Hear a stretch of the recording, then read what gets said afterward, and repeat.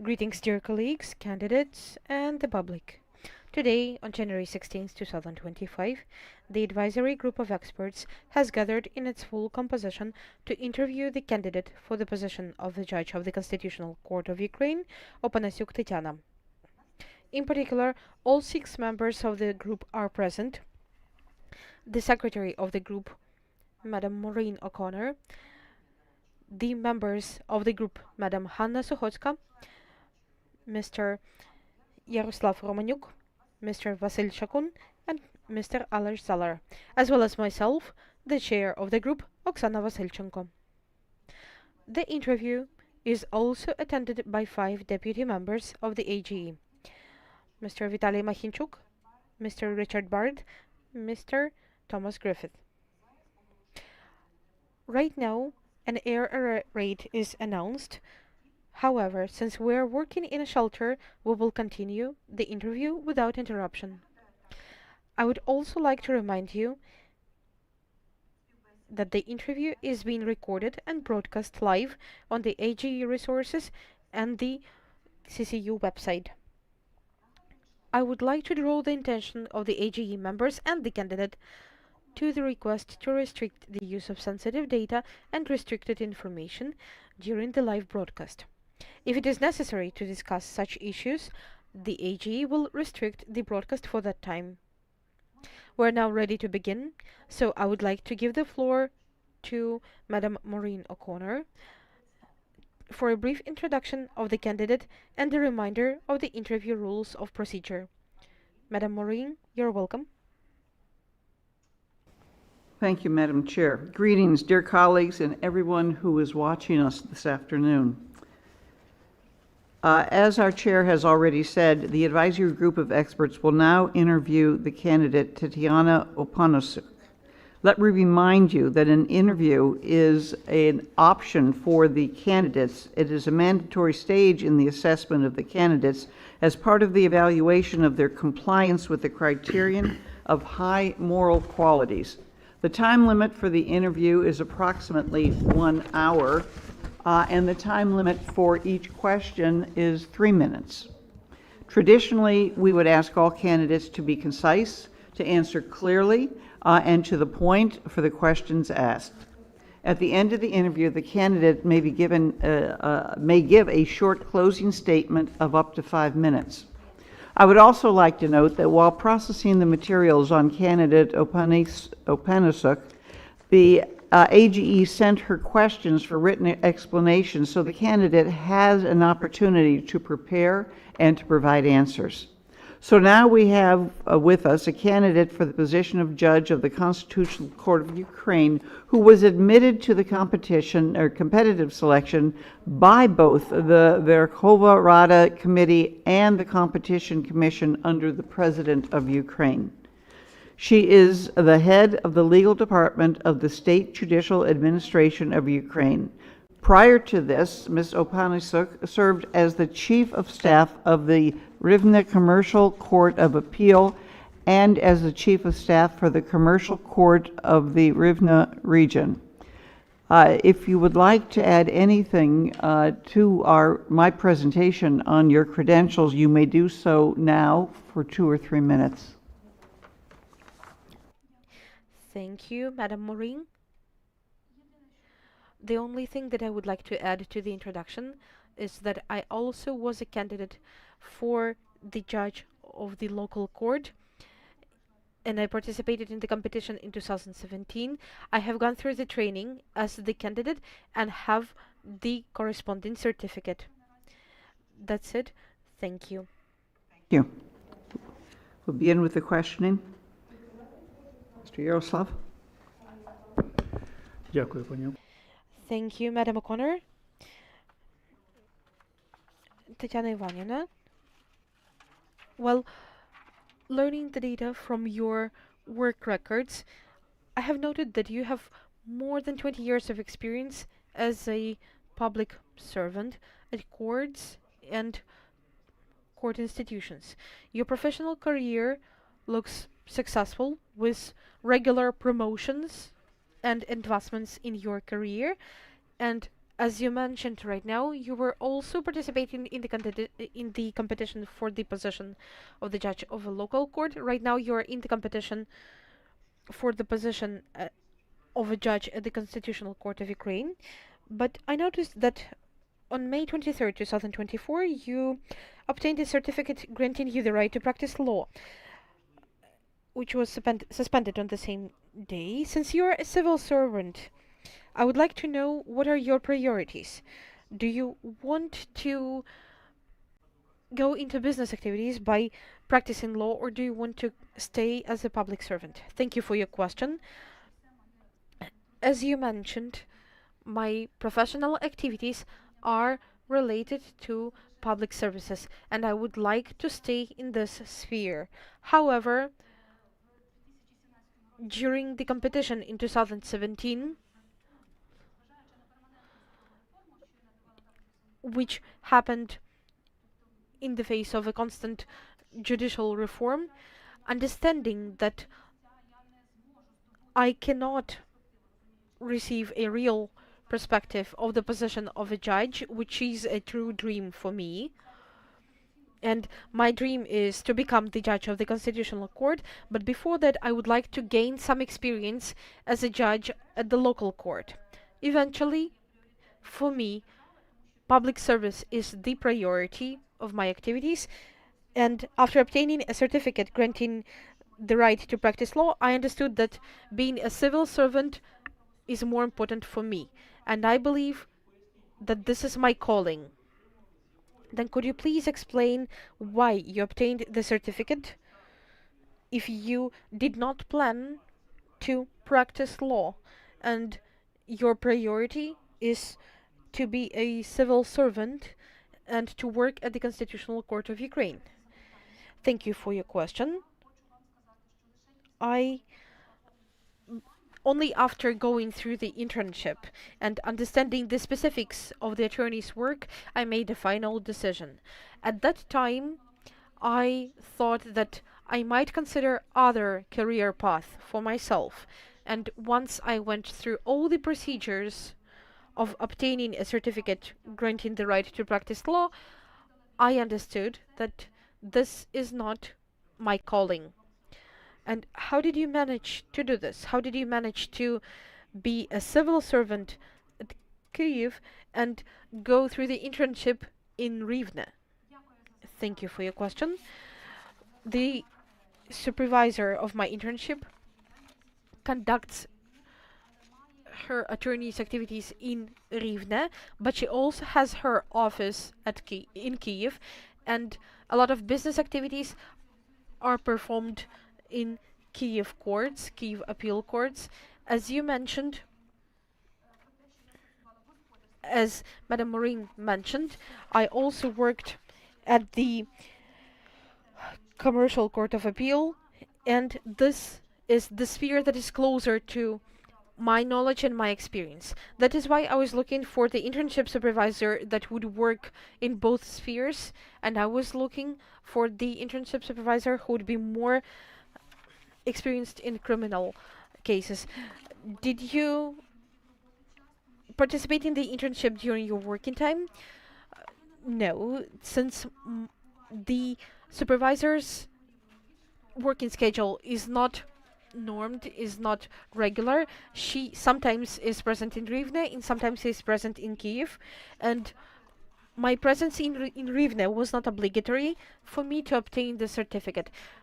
That is why I was able to participate in the internship remotely during my free time. Do you think that obtaining a certificate for practicing law, participating in an internship while holding a civil service position, violates the requirements of incompatibility? Yes, I do believe that I do not believe that this is a violation, since when obtaining the certificate, I was on a paid time off, and I believe that there is a norm that obtaining the certificate does not contradict my position as a civil servant as long as you do not actually practice the law. I did not practice the law, and I suspended the certificate on the same day when I received the certificate, I have a habit of finishing what I have started. That is why I proceeded with obtaining the certificate and then suspending it.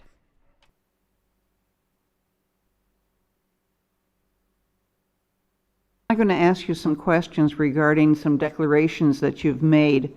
You've been submitting declarations for many years. However, we've noticed a number or certain inaccuracies in your declarations over the years, and I'd like you to address that. For example, among family members in your declarations for 2015 to 2019, you indicated your son.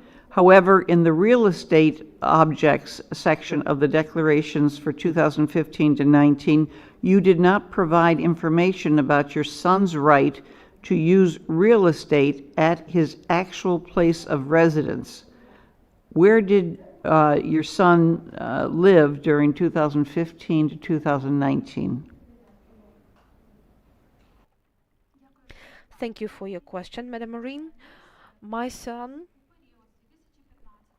during the period of 2015-2019, as I explained this in the written communication, lived with me in Kyiv. And he studied in one of the gymnasiums of Kyiv. I did not declare his right to use real estate because he did not have any other documents except for the metrics stating that he is my son. Also, according to the law, anti-corruption law, and according to the clarification from NACP that can interpret the rules of filling out the declaration, there was no such requirement to specify his right to use real estate since he was a minor back then. He was born in 2002. That's what I was going to ask you, is the age of your son. All right. But he actually did reside with you, obviously, given his age. In 2019 declaration, you stated that as of November 2018, you had the right to use a residential house with an area of 77.80 square meters located in the village of Obarov in the Riv region. You indicated that this house was your registered place of residence. However, you did not mention using this house in your 2018 declaration. Can you explain?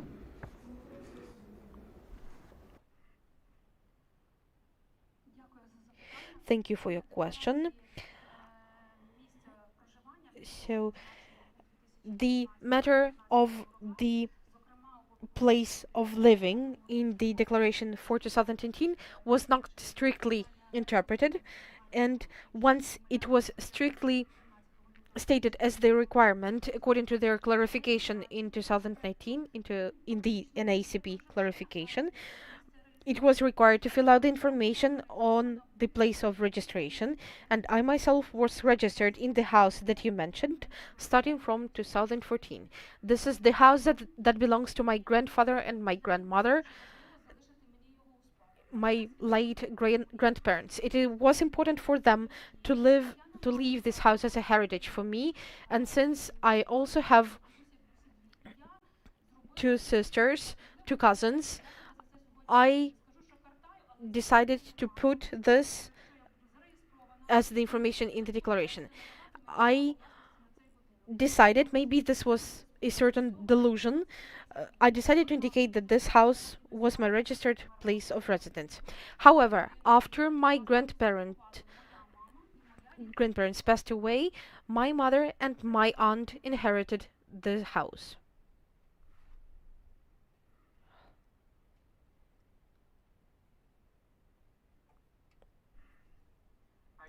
Registered at this house since 2014. According to the data in your passport, why did you indicate your right to use the property began only in 2018?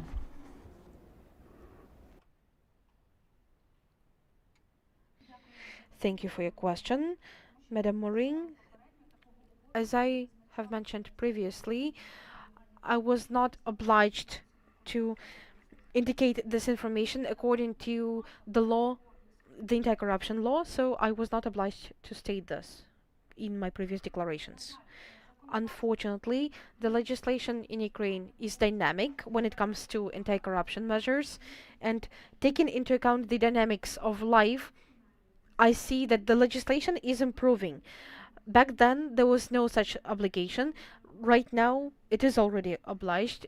It was already clarified by NACP how this data should be included in declaration. So maybe back then I misinterpreted Article 46. However, back then there was no interpretation for the Article 46 from the competent organs. Why did you not include both owners of the house, your mother and your sister, in your 2019 declaration, even though you were registered there at the time?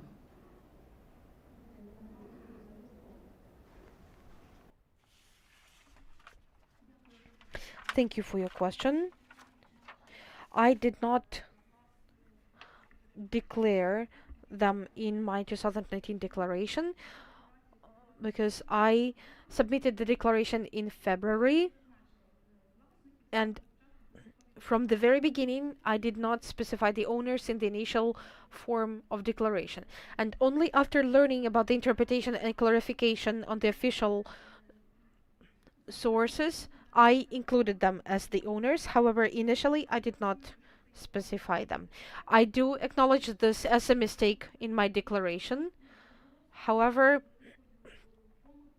it was not considered to be a significant mistake, and I did not have the aim to hide the owners of the property. It was a technical mistake on my side, and I did not include this information unintentionally.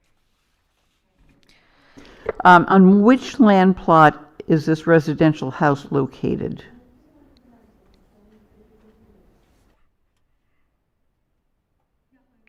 Thank you for your question.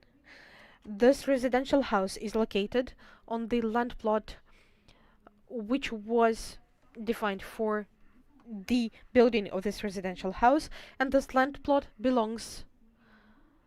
is co-owned by my mother and my aunt.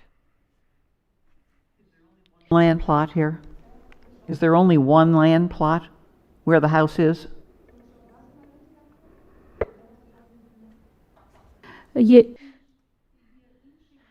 There is another residential house, another land plot with another residential house that is also co-owned by my mother, but it's a different land plot. They are located together, and the residential houses also are located together.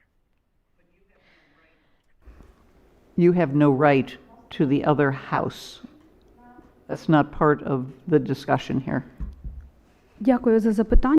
Thank you for your question. Yes, I do not have the right for neither of these properties and for neither of the land plots.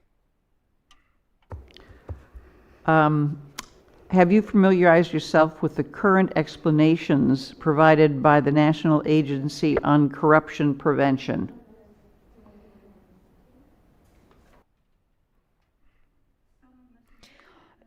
As of today, I did not prepare the declaration for now, since due to the cyber attacks, the registers were taken down, so I did not familiarize myself with the recent clarifications before the declaration campaign for 2024. Right, and that's the reason why in 2023 your declaration does not include the information about the land plot?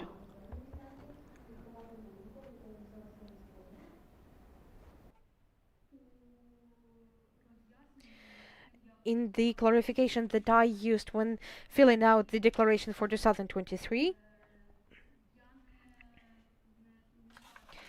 I did not see the obligation to fill out the information on the land plot under the private house. Maybe this is my mistake, but I do have the documentation for the land plot, and I provided the documentation to the AGE. However, I was not aware of the necessity to include the information about the land plot. I did not see this obligation in Article 46. Were you living at this house? Were you living at this house in 2023? Ні. No. Thank you. But are you currently registered at your mother's house? Так, я там лишень Yes, I'm only registered there. And in your declarations, all right, the information based on our consideration here was available to you for both the land plot and its value. But that was all available to you, yet you did not declare it. And how can you explain that? Microphone. Thank you for your question, Madam Marine. As of 2015, I am not living with my parents. Their documents about their ownership right for their house, for their land plot, I do not have. I live based on the lease agreement in Kyiv city as of 2015 up until now. I visit my parents only during holidays. Can we say that this can be considered my property or that I'm using it every day? I think not. Perhaps I indeed made, in your opinion, a mistake, but reading the Article 46 of the Law of Ukraine on the corruption prevention, I did not see it there. Moreover, given that the National Agency on Corruption Prevention every year, once a year or twice a year, update their explanations on or they give another interpretation of certain norms, and the law itself is the law that is to be adhered to, so I thought that I was supposed to be guided by the law. The confusion, one of the facts that we're working on, are working based on, may be a confusion, and I ask you to clarify it. In your 2021 declaration, you stated that on April 25th, 2013, you acquired the right to use a residential house with an area of 100 square meters located in the village of Obarov, Rivne region, and owned by your mother. However, you did not include such information in previous declarations. Can you explain? Thank you for your question, Madam Marine. In my declaration for 2021, just like for other years, I could specify the right of ownership as another right of use. I could not indicate it as my own house because this house belongs to my mother and she has the ownership right. I am only registered there. In accordance with the laws and regulations of Ukraine, because we have the free movement of persons rule. So as of 2015, I reside in Kyiv city. 2015. Did you say 2015 you went to Kyiv? Yes, yes, Madam Marine. But then you waited to change your place of registration in July of 22. However, you indicate your mother's house as your place of registration even up to 2021's declaration.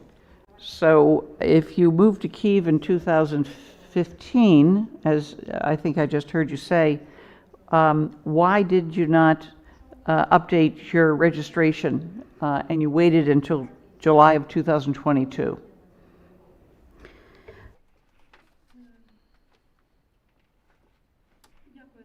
Thank you for your question. I did not wait until July 2022. It's just that as the previous member of the advisory group of experts has indicated, that I got my certificate for the attorney activity in order to pass the exam independently, not to have the any doubts that I just wanted to test my capability, just my skills. I did not just undergo the internship, but I passed the qualification exam in the city of Mykolaiv. But I was registered there for less than 180 days, and I was supposed to declare it, so there was a small break. Then, after the full-scale invasion, I couldn't register again with my mother's house because the registers didn't work, and only in July, when this opportunity was regained, and I did not want to be a homeless person or to be registered with my friend, not to create some inconveniences for her, because I wanted to pass the qualification exam in the fair and unbiased way. That's why in July my right was renounced of where I was living.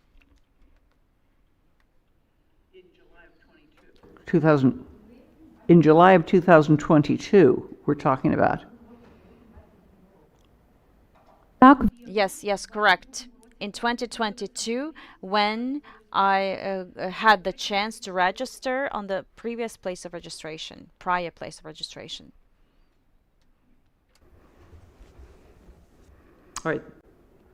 Thank you. That's all I have. шановні колеги, чи є у когось запитання? Dear colleagues, are there any other questions? I have a small question. Could you please tell me, you mentioned that you rent the apartment in Kyiv.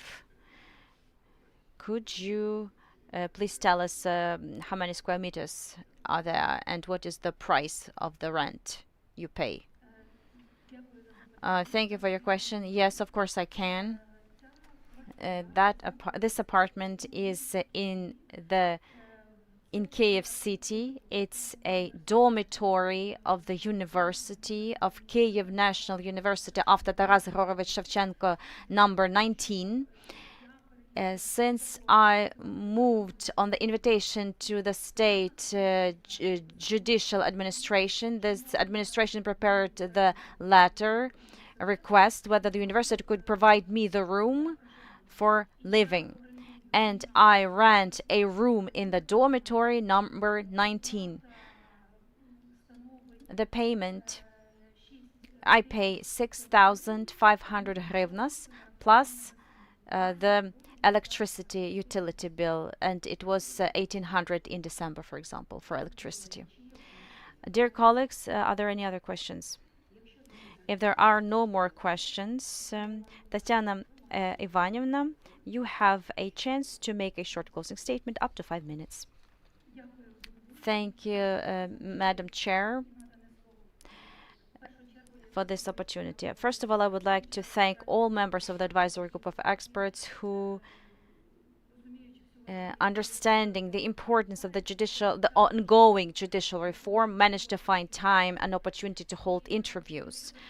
And if you allow me, I would like to also thank God and the Armed Forces of Ukraine and my parents, because today is my birthday and it's a special day because I was born today. So I would like to wish luck to everyone. I really, really hope we'll win, we'll have victory. Thank you for your answers. Dear colleagues and the public, I hereby declare the interview of the advisory group of experts with the candidate Opanasiuk Tetiana Ivanivna completed.